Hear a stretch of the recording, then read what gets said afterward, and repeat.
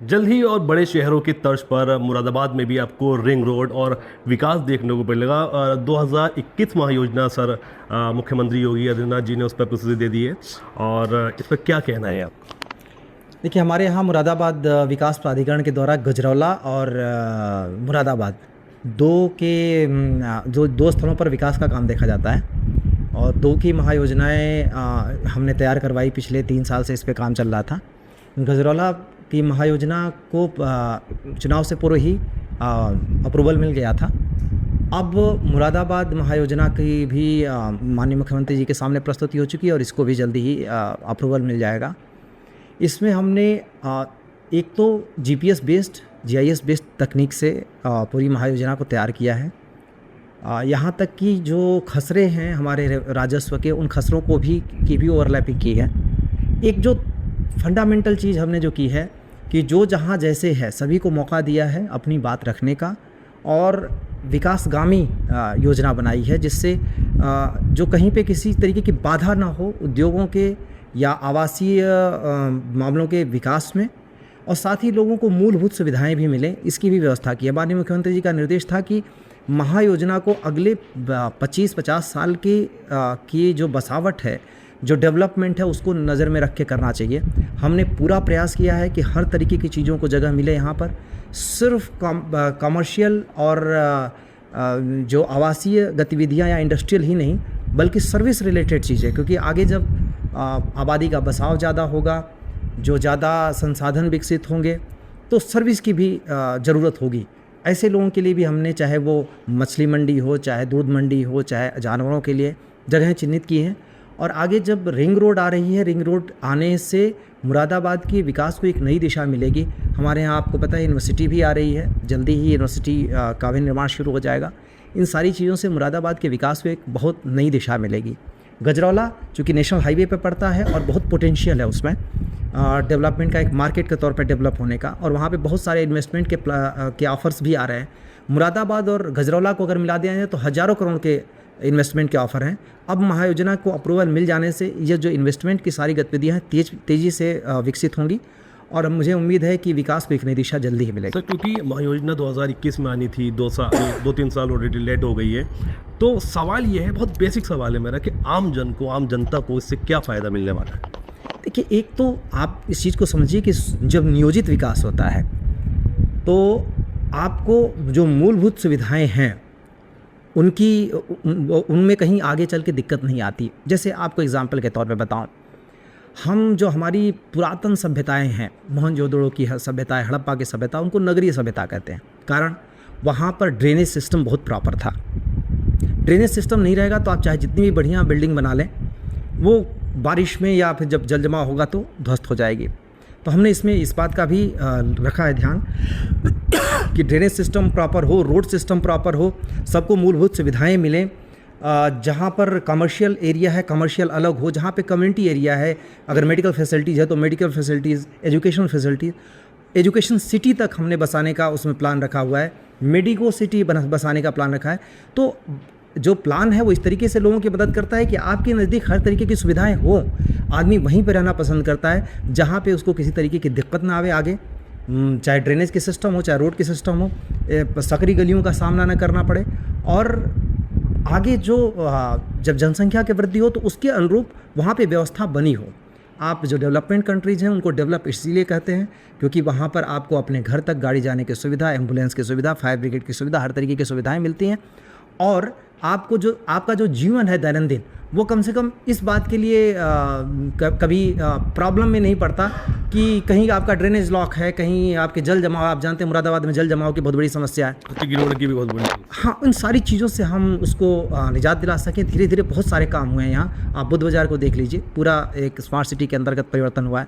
अभी हम यहाँ के ड्रेनेज सिस्टम को लेकर भी सर्वे किया जा रहा है, रुड़की की टीम कर रही है, और हम पूरा प्रयास कर रहे हैं कि मुरादाबाद की जो लंबे समय से जो एक समस्या जल जमाव की है, इसकी बसावट के और इसके जो लैंड प्लान है उसकी कमी के कारण उसको हम दूर कर सकें।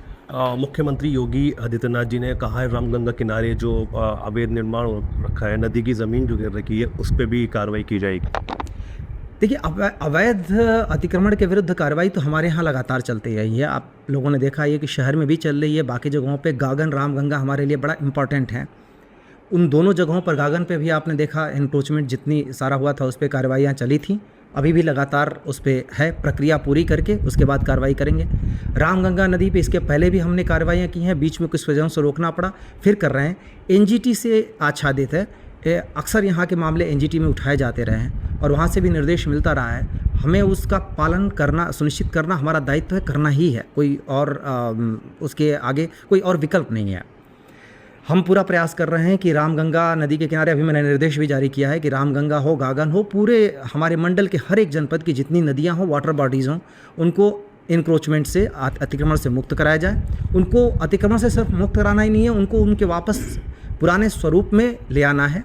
इस बार हमारी प्लानिंग ये भी है कि रामगंगा के किनारे प्लांटेशन, हैवी प्लांटेशन किया जाए, जिससे तटबंध उसके सुरक्षित रहें।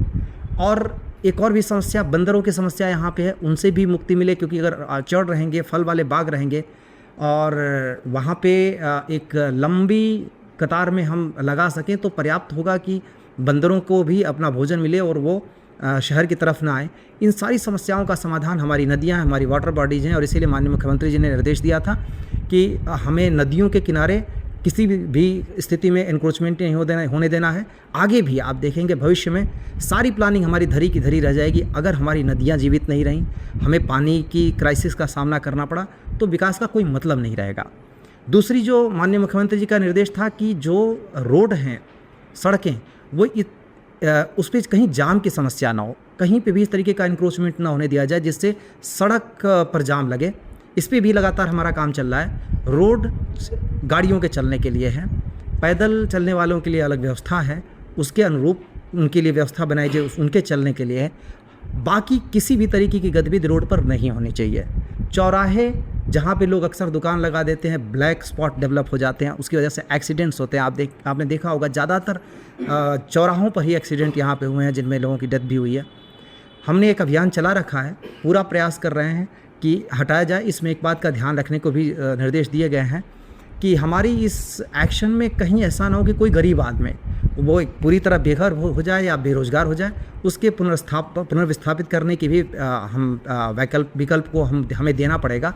इसका भी निर्देश हमने दिया है कि जो बिल्कुल बेरोजगार या बेघर हो रहे हैं उनके लिए हम पुनर्विस्थापित करने का उनको विकल्प देंगे। क्योंकि सर रामगंगा किनारे हज़ारों की तादाद में लोग बसे हुए हैं, जाहिर सी बात है जब उन्हें हटाया जाएगा तो एक माहौल क्रिएट होगा, लोग परेशान होंगे, तो ऐसे में उनको कहाँ भेजा जाएगा, कहाँ रखा जाएगा, ये भी एक सवाल है पब्लिक। देखिए, इसके दो पहलू हैं।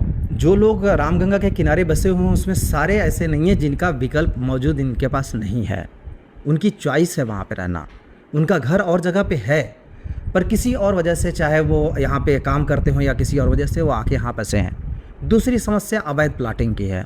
तीसरी हो सकता है उसमें कुछ लोगों की ऐसी संख्या भी हो जिनके पास घर नहीं हो या उनके पास और लाइवलीहुड का साधन ना हो।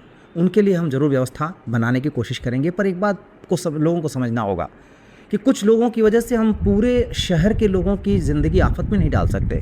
2010 में जब यहाँ पे रामगंगा में बाढ़ आई थी, इसी वजह से कि वहाँ इंक्रोचमेंट हुआ था, वो सारे लोगों को पता है कि घर घर में पानी घुस गया था और एक लंबे समय तक लोगों की ज़िंदगी परेशान रही। इससे अगर हमें रोकना है तो नदियों के किनारों को मजबूत करना होगा। इसके लिए खाली जगह चाहिए, प्लांटेशन वहाँ पे होना चाहिए। मैं मानता हूँ कि लोगों की ज़मीनें हैं वहाँ पे, उन ज़मीनों पर आर्चर्ड डेवलप कर रहे हैं, बाग लगाएं, उससे उनको आमदनी हो सकती है। इन सभी तरीके के विकल्पों को हम देंगे, लेकिन वहाँ पर अगर नदी की सुरक्षा को खतरा है, पानी को की जो हमारी समस्या है वो अगर उसमें बढ़ोतरी हो रही है, तो जो लोग उसके किनारे बसे हैं उनको हटाने के अलावा हमारे पास और कोई विकल्प नहीं है। बहुत बहुत शुक्रिया बात करने के लिए। तो ये थे मेरे साथ मुरादाबाद मंडल आयुक्त आनंद कुमार सिंह जी, जिनका साफ तौर पर कहना है कि मुरादाबाद के विकास पर लगातार कई काम किए जाएंगे और जो रामगंगा नदी के किनारे जो लोग रह रहे हैं उनको हटाया जाएगा और जो ज़रूरतमंद होंगे उनको पुनर्निवास भी कराया जाएगा। मुरादाबाद से 1224 के लिए अब्दुल्ला फारूक।